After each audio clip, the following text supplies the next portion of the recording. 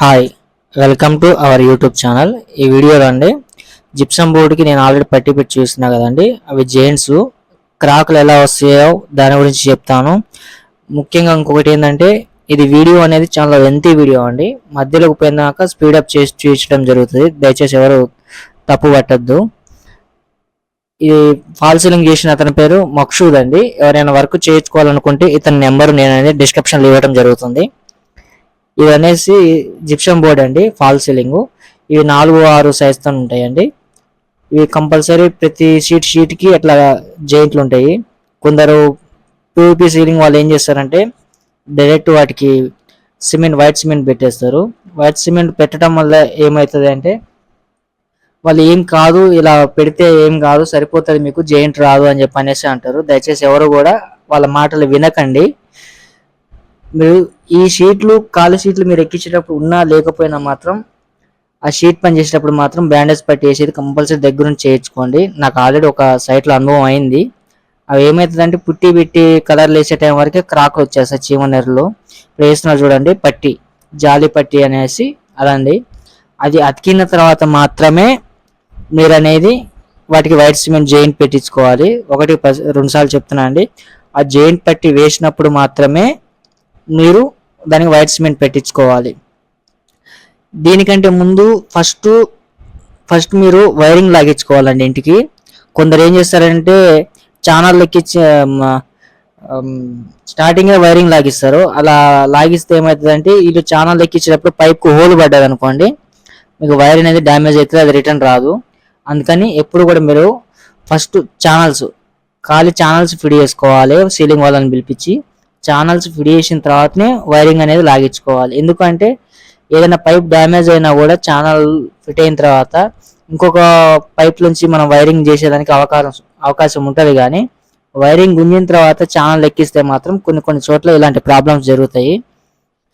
Channel ఎక్కించుకోండి, wiring లాగాలి, తర్వాత fall ceiling చేయాలి.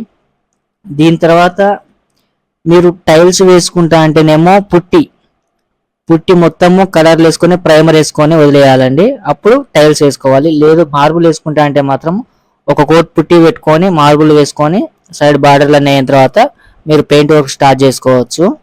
దీని వర్క్ ప్రాసెస్ అనేది ఈ విధంగా ఉంటుంది. దయచేసి ఎవరైనా కూడా నా వీడియో కొత్తగా చూస్తున్న వాళ్ళైతే ఎంకే హోమ్ బ్లాగ్స్ ఛానల్ని సబ్స్క్రైబ్ చేయండి.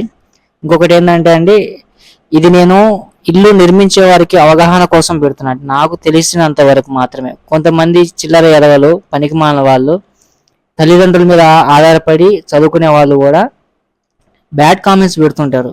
అలాంటి కామెంట్లు నేనేం భయపడను. ఫస్ట్ నీ స్థాయి అనేది తెలుసుకున్నా.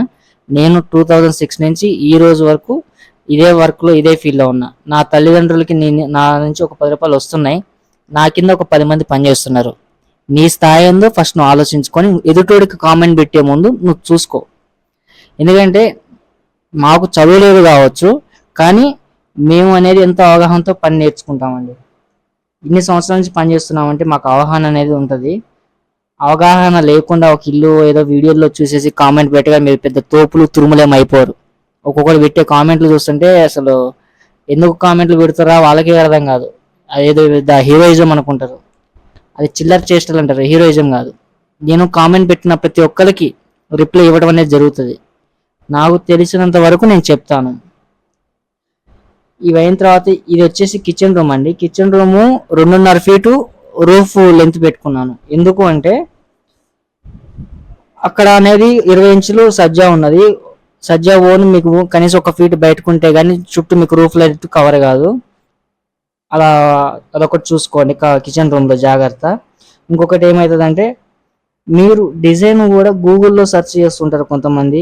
గూగుల్లో ఎంత డిజైన్ అయినా ఉంటుంది, కానీ అది మీ రూమ్కి సరిపోతుందా లేదా అనేది ఒకసారి అది సీలింగ్ వాళ్ళని అడిగి చేసుకోండి.